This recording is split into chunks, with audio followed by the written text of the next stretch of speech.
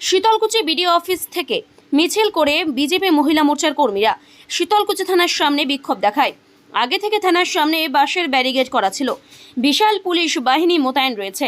মহিলা নেত্রীরা ব্যারিকেড ভাঙার চেষ্টা করে, যদিও পরে সেই বাঁশের ব্যারিকেড ভেঙে দেন।